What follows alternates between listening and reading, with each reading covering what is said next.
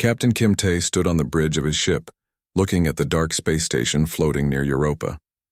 The metal structure was huge and twisted like a giant spider made of steel and glass. His crew had been traveling for 3 weeks to reach this place after receiving a strange signal from the abandoned facility. The station belonged to the Vorthak Empire. These were large reptile creatures who ruled over many star systems. They had sharp teeth and green scales that covered their bodies. The Vorthak were known throughout the galaxy as fierce warriors who never showed fear or mercy to their enemies. But something had made them run away from this station. The official report said it was empty for 20 years after some kind of accident. Nobody knew what really happened there. The Vorthak refused to talk about it and warned other species to stay away from Europa. Kim Tae was curious about the mystery. He commanded a small exploration ship called the New Soul.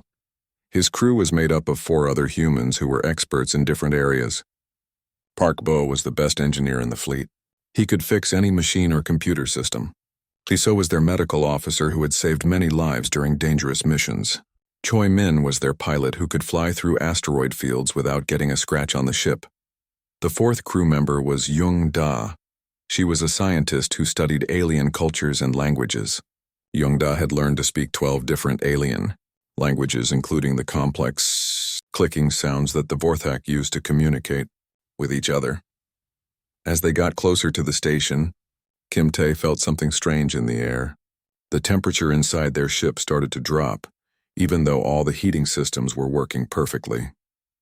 Park Bo checked his instruments and found that the station was giving off unusual energy readings that did not match any known technology. The docking bay of the station was still functional. Their ship connected to the station with a loud clang that echoed through the empty corridors.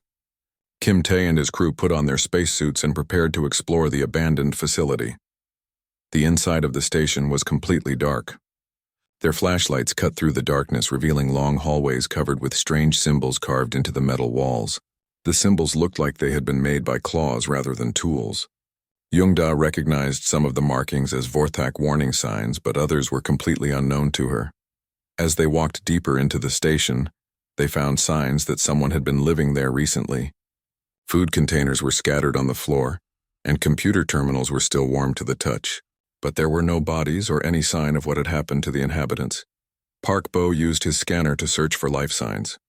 The device kept beeping and showing movement in different parts of the station, but when they went to investigate those areas, they found nothing. It was as if something was always just around the corner, but never where they could see it. The strangest thing was the temperature. Each room they entered was colder than the last. Their breath started to form clouds in the air and frost began to cover the walls. Lee.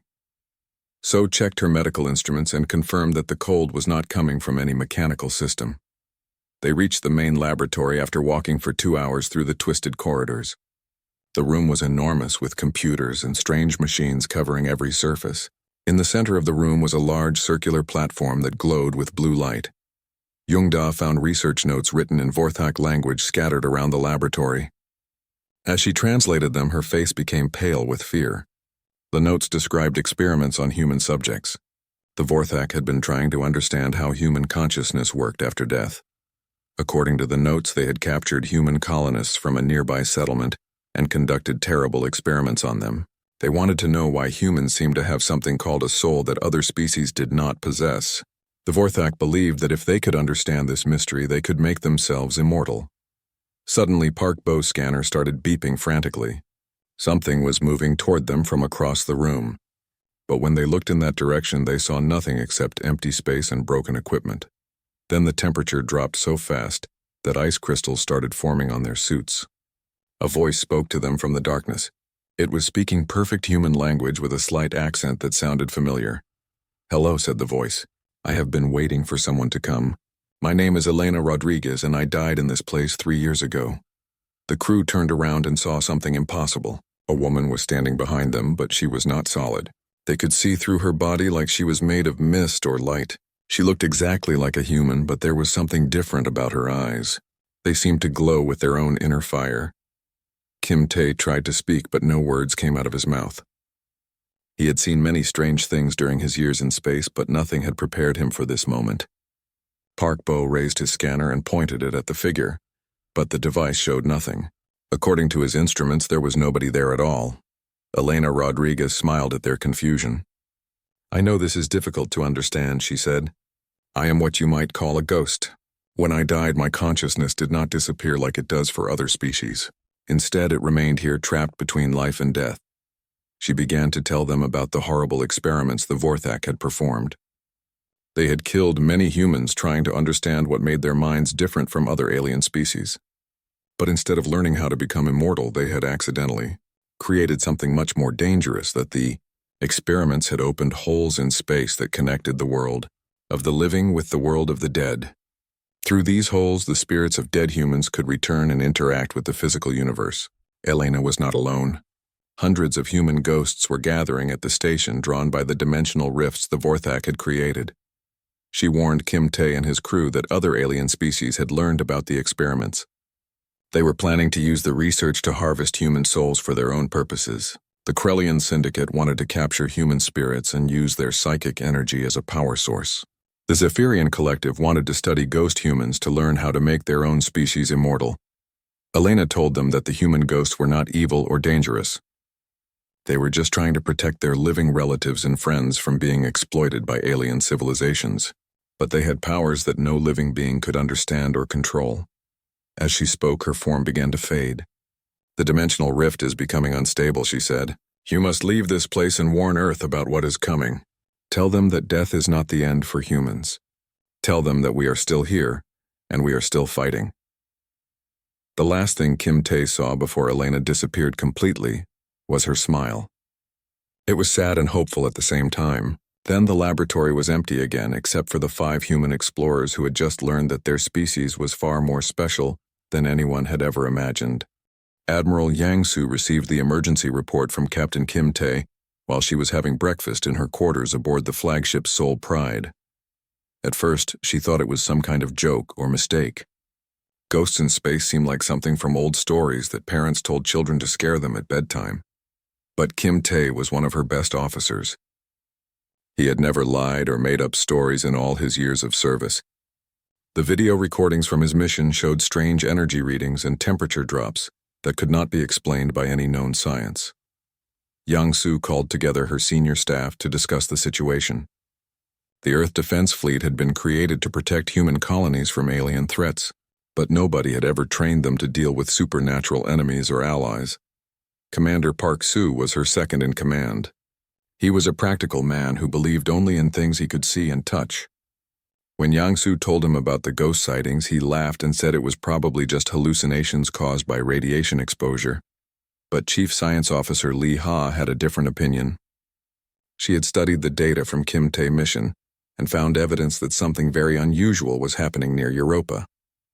The energy signatures did not match any known alien technology. They seemed to come from a source that existed outside normal space and time. Yang Su decided to take her battle group to Europa to investigate. The Seoul Pride was the most advanced warship in the human fleet. It carried enough firepower to destroy a small moon and had shields that could protect it from almost any weapon. The battle group consisted of 12 ships, including destroyers, cruisers, and support vessels. Over 3,000 crew members were involved in the mission. Yang Su told them they were going to investigate reports of unusual activity, but she did not mention the word ghost. The journey to Europa took 5 days at maximum speed. During the trip, Yang Su studied everything they knew about human consciousness and what happened after death. Most scientists believed that when a person died, their thoughts and memories simply stopped existing. But some researchers had found evidence that human brains might work differently than other species. When they arrived at Europa, Yang Su was shocked by what she saw through the main view screen. The abandoned Vorthak station was surrounded by ships that looked like they were made of pure light.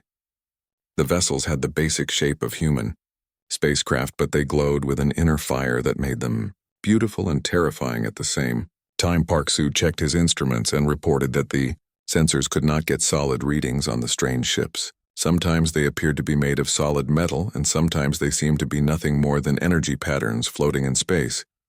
Suddenly, the communication system came to life without anyone operating it. A voice spoke to them in clear human language. "This is Captain Park Jin of the ghost ship Eternal Wanderer. Admiral Yang Su, please respond." Yang Su looked around the bridge in confusion. Her communication officer, Choi Bo, shook his head to show that he had not received any normal radio transmission. The voice seemed to be coming from everywhere and nowhere at the same time. Yang Su picked up her microphone and spoke slowly. "This is Admiral Yang Su of the Earth Defense Fleet. Please identify yourself and explain your presence in this area." The voice laughed, and it sounded both sad and happy at the same time. "I am Captain Park Jin, formerly of the merchant vessel Golden Dragon. I died 15 years ago when pirates attacked my ship near the Centauri system. But death was not the end of my story." The view screen flickered and suddenly showed the face of a middle-aged man with kind eyes and a gentle smile. He looked completely normal except that Yang Su could see stars shining through his head. Captain Park Jin began to explain what had happened after the Vorthak experiments. When the dimensional rifts were opened, the spirits of dead humans from across the galaxy had been drawn to Europa like iron to a magnet. They found that they could still think and feel and remember everything from their lives. More importantly, they discovered that they could affect the physical world in ways that living humans could not. Ghost humans could pass through solid matter, but they could also manipulate energy and matter. When they chose to, they could build ships from pure thought and travel faster than light without any engines. Park Jin told Yang Su that over 500 ghost ships had gathered near Europa. The Phantom Fleet included every type of human who had died in space. There were merchants, explorers, soldiers, scientists, and even children who had died in accidents or attacks. But they were not there to cause trouble. The ghost humans had learned that several alien species were planning to exploit the dimensional rifts for their own purposes. The Krellian Syndicate had built special machines designed to capture human spirits and drain their energy. The Zephyrian Collective was preparing an invasion fleet to attack human colonies and study living humans to understand how their consciousness worked. Yang Su felt her blood turn, cold as Park Jin described the alien plans. If these species could learn to control human ghosts, they would have access to immortal soldiers who could not be killed by normal weapons. They could also harvest the psychic energy from human spirits to power their technology. The Phantom Fleet had positioned itself around Europa to protect the dimensional rifts from alien interference. But they needed help from living humans to coordinate their efforts. Ghost humans could not use normal communication equipment, and they had trouble interacting with complex computer systems. Yang Su realized that she was facing a completely new type of military situation. She commanded both living and dead human forces for the first time in history. Her strategic training had never covered supernatural warfare tactics. Park Jin introduced her to other ghost captains through the view screen. There was Captain Kim Mo, who had died fighting alien raiders 20 years ago. His ghost ship Vengeance was armed with weapons made of pure energy that could destroy any known shield system. Captain Li Yu had been a transport pilot who died when her ship crashed on an asteroid. Her Phantom vessel could carry supplies and equipment through solid matter, making it impossible for enemies to intercept or destroy cargo shipments. The most impressive ghost ship belonged to Admiral Yun Ki, who had died in the Battle of Proxima Centauri 50 years earlier. His vessel, the Eternal Guardian, was as large as a space station and carried the spirits of over 1,000 human soldiers who had fallen in that famous battle. As Yang Su talked with the ghost captain, she began to understand that humanity had accidentally become the first immortal species in the galaxy. Every human who died in space could potentially return as a supernatural guardian of their people. The aliens had always seen death as the ultimate weakness that limited all biological species. But for humans, death had become a transformation that made them more powerful rather than less. The ghost humans retained all their knowledge, skills, and memories while gaining abilities that seemed to break the laws of physics. Park Jin warned Yang Su that the first alien scout ships would arrive soon. The Krellian Syndicate had been monitoring human communications, and they knew about the discovery of the Ghost Fleet. They were sending their fastest ships to capture some of the Phantom vessels for study. Yang Su ordered her battle group to take defensive positions around the Ghost Fleet. She was not sure how living and dead humans could work together in combat, but she was determined to protect her supernatural allies from alien exploitation. As she watched the Ghost ships move through space like glowing angels, Yang Su realized that everything had changed. Humanity was no longer just another young species struggling to find its place in the galaxy. They had become something that other civilizations would either worship or fear. The Phantom Fleet represented the hopes and dreams of every human who had ever died far from home.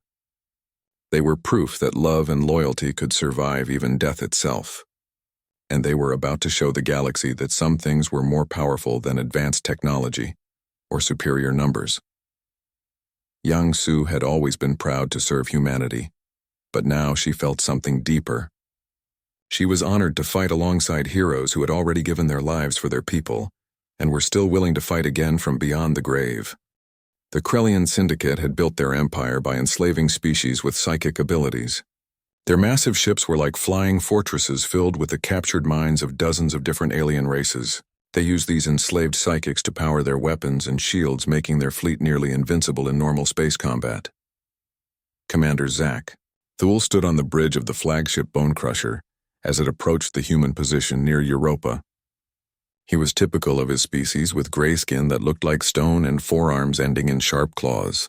The Krellians had no emotions except hunger for power, and they considered other species to be nothing more than tools to be used and discarded. Thule had studied the reports about human ghosts and decided they were just advanced holographic technology, designed to frighten primitive aliens. Humans were a young species that had barely learned to travel between stars.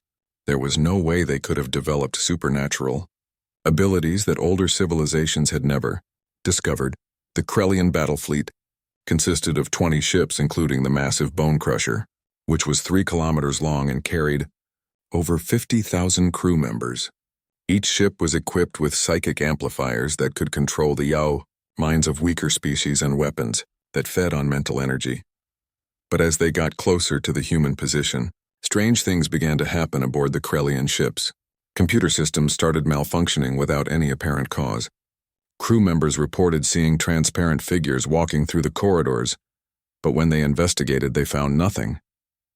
The temperature on every Krellian vessel began to drop rapidly. Ice formed on the walls and equipment stopped working properly. The enslaved psychics in the power chambers started screaming about voices in their heads that spoke in unknown languages. Thule ordered his science officers to scan for any kind of advanced technology that could be causing the problems, but their instruments showed nothing unusual except for some energy readings that did not match any known type of radiation or force field. That was when the ghost of Commander Li Dai materialized directly on the bridge of the Bone Crusher. She appeared slowly at first, like smoke forming into the shape of a human woman. Then she became more solid until she looked like she could be touched, even though Thule could still see through her body. Li Da had been a special forces officer who died 5 years earlier during a mission to rescue human prisoners from a Krellian slave camp. She had fought her way through dozens of enemy soldiers before being killed by an energy weapon, but death had not stopped her from continuing to serve humanity. The Krellian bridge crew panicked when they saw her. Some tried to shoot her with their personal weapons, but the energy beams passed right through her without causing any damage. Others attempted to flee but found that the blast doors had sealed themselves shut. Li Da smiled at their terror.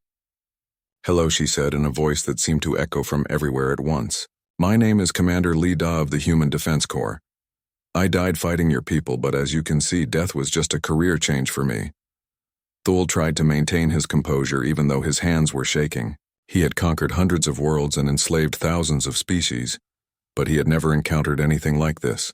The human ghosts seemed to exist outside the normal rules of space and time.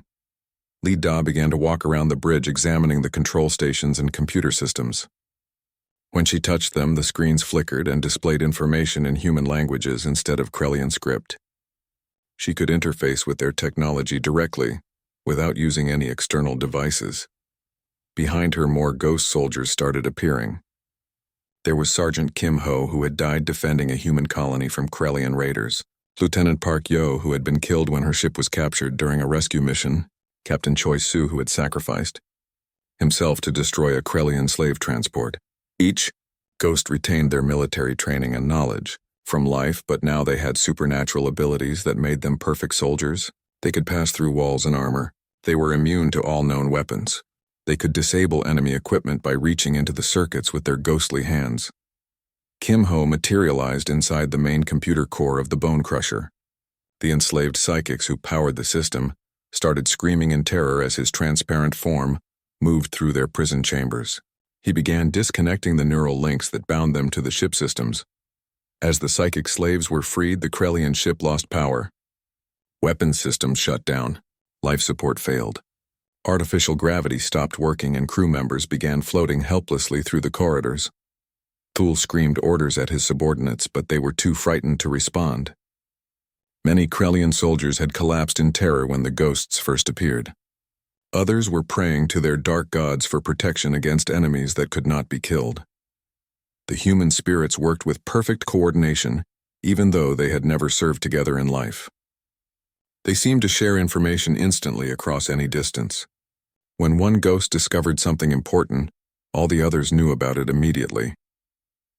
Park Yo appeared in the weapons control room and began sabotaging the massive guns that could destroy entire cities. Her ghostly form passed through the protective shields around the equipment, and she reached directly into the power cores with her translucent hands. The alien crew members who tried to stop her found their weapons completely useless.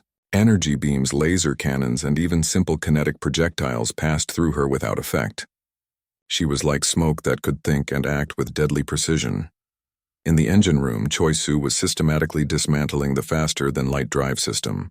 His technical knowledge from life combined with his supernatural abilities made him incredibly effective at destroying complex machinery.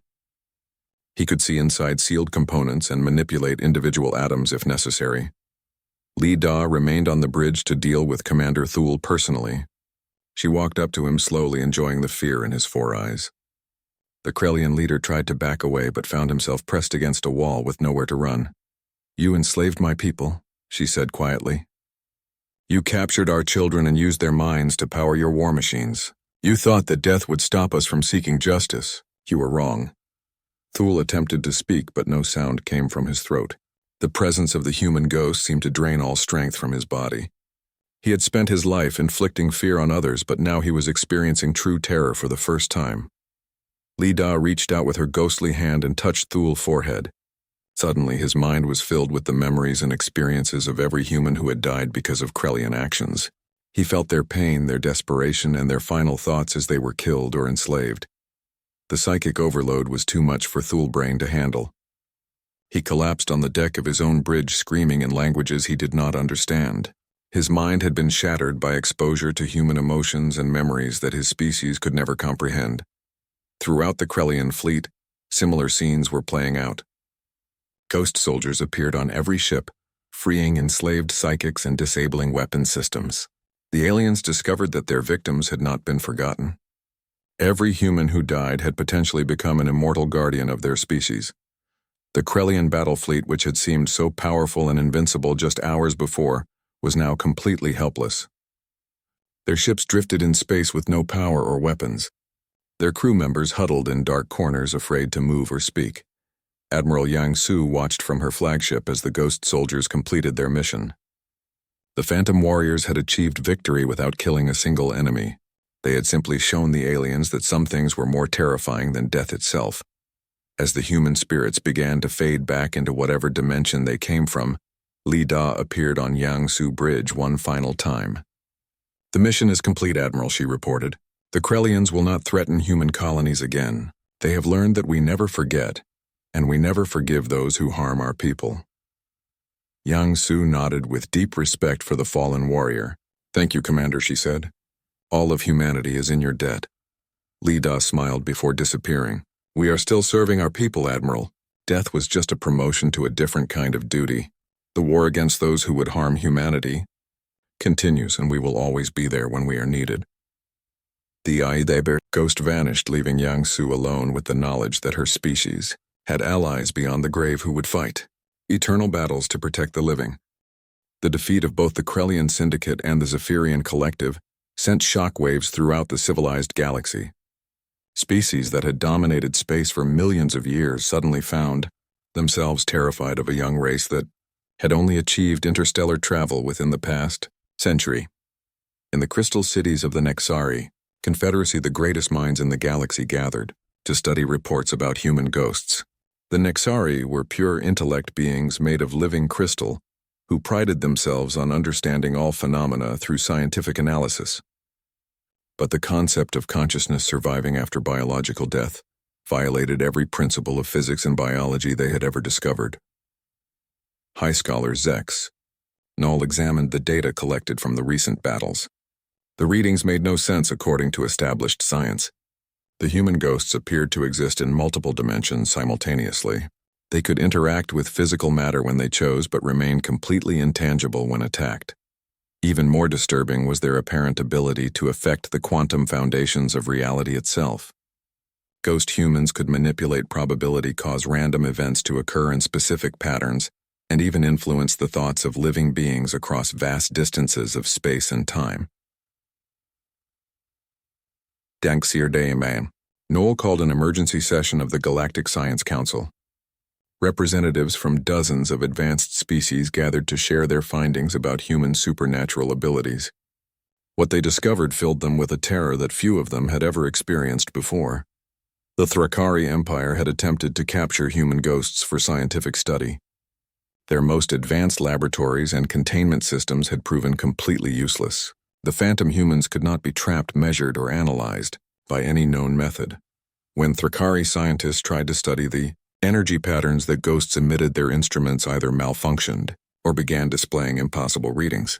Some researchers went insane after prolonged exposure to ghost phenomena, claiming they could hear voices speaking in languages that did not exist. The Valdorian Trade Consortium had banned all commercial dealings with humanity after several incidents involving supernatural revenge.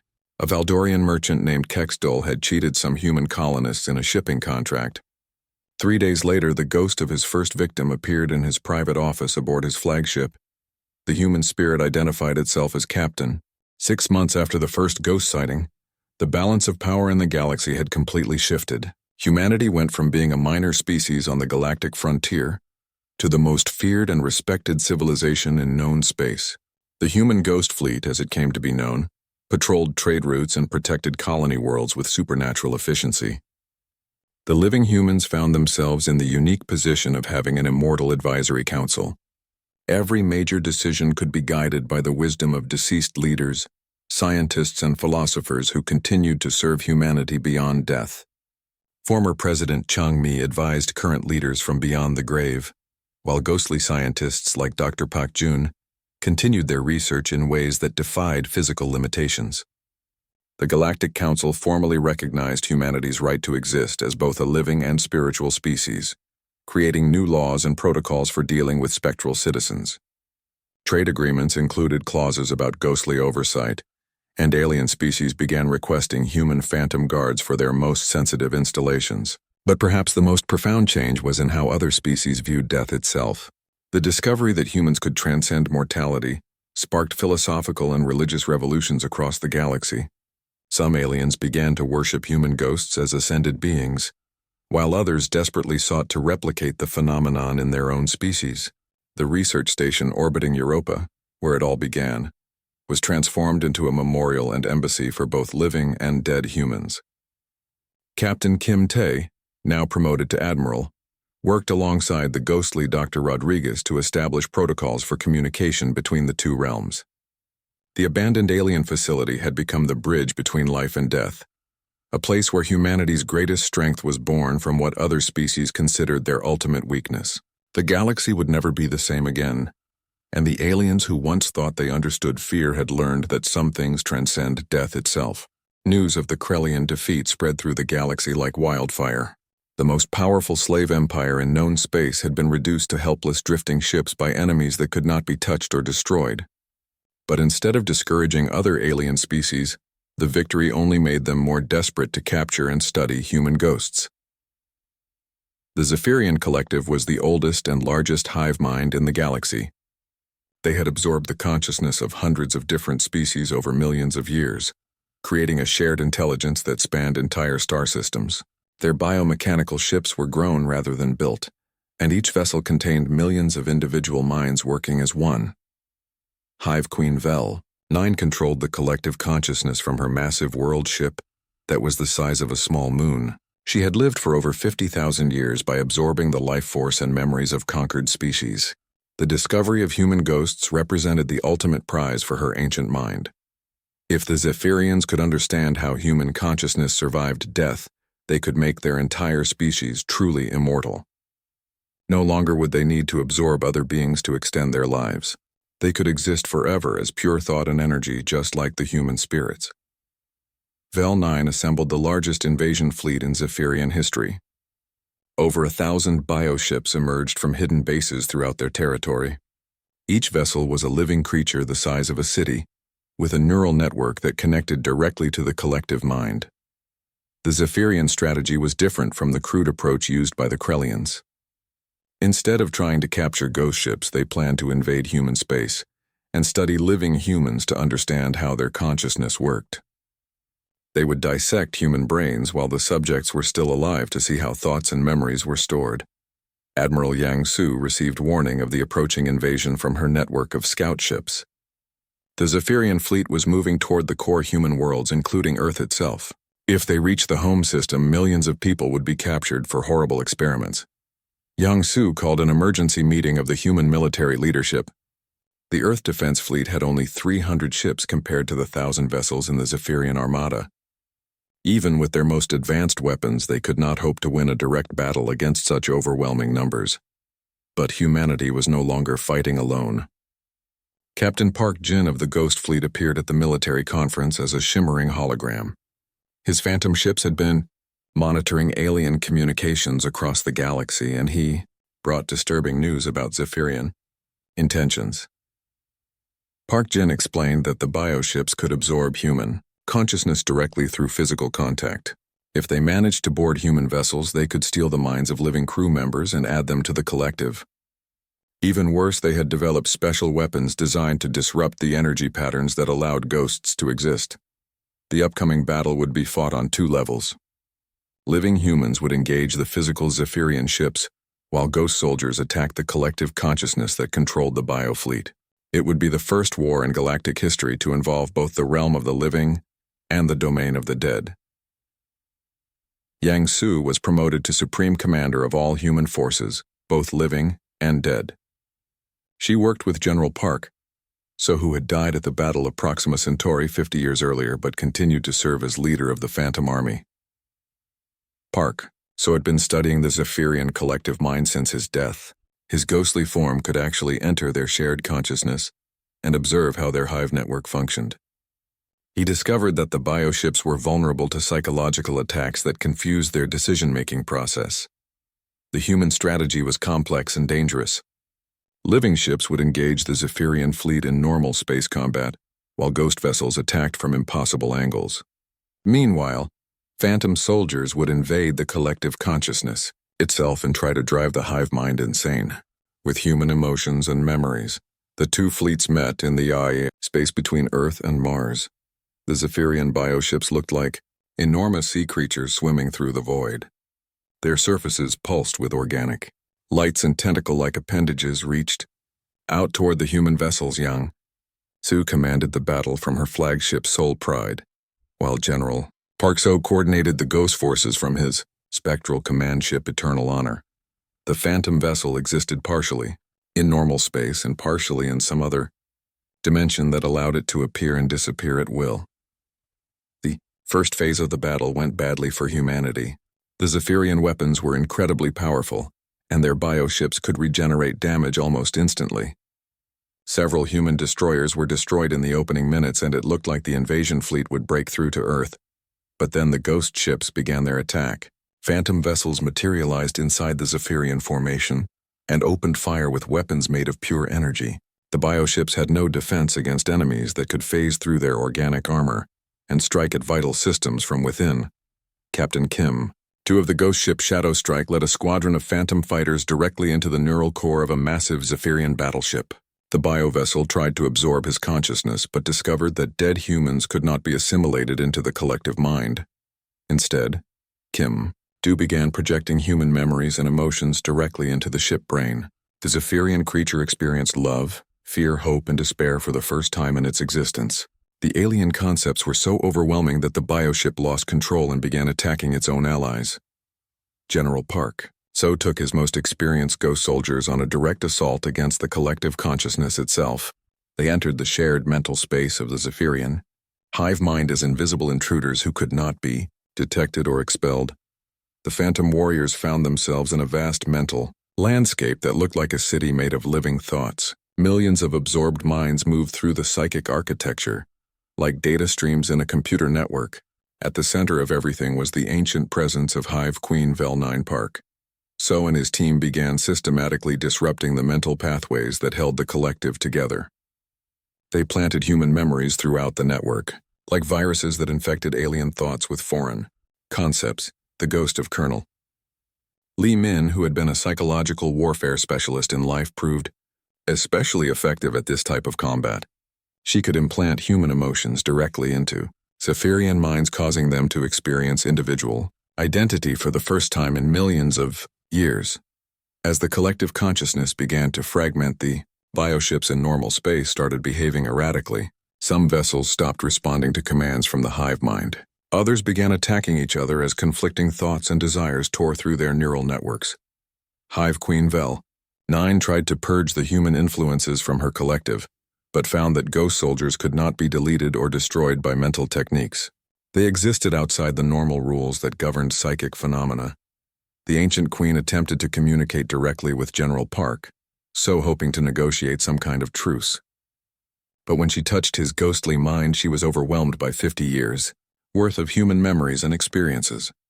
Vel-9 had absorbed thousands of different species, but she had never encountered consciousness like this. Human thoughts were chaotic and individual, but also incredibly strong and persistent. Even death could not break the connections that tied human minds to their identities and relationships. The psychological shock of contact with a human ghost caused Vel-9 to lose control of her collective for several minutes. During that time, the bioships became completely helpless as their shared intelligence dissolved into confusion and panic. Yang Su ordered all human forces to press their advantage. Living ships poured concentrated fire into the disabled Zephyrian vessels, while ghost fighters struck at their vulnerable neural cores. The tide of battle had turned completely. Many of the smaller bioships began fleeing toward the edge of the solar system. Their individual ship minds had been infected with human concepts of self-preservation, and they no longer wanted to sacrifice themselves for the collective good. The largest Zephyrian vessels tried to maintain formation, but they were fighting a war on two fronts against enemies they could not understand or defeat. Human ghosts continued their assault on the collective consciousness, while living forces exploited every moment of confusion and weakness. After 6 hours of intense fighting, the surviving Zephyrian ships retreated from human space. Their biofleet had been reduced from 1,000 vessels to fewer than 200. More importantly, their collective mind had been shattered by exposure to human consciousness. Hive Queen Vel-9 sent a final message to the human forces before withdrawing. "Your species is an abomination," she transmitted. "You violate the natural order by refusing to accept death as final. The galaxy will never be safe while humans exist in both life and death." Yang Su responded with cold determination. "Then you better learn to live with us, because we are not going anywhere. And now you know that some things are stronger than your collective mind." The Zephyrian retreat marked the end of the first supernatural war in galactic history. Humanity had proven that their ghost soldiers were not just a curiosity or anomaly. They were a powerful military force that could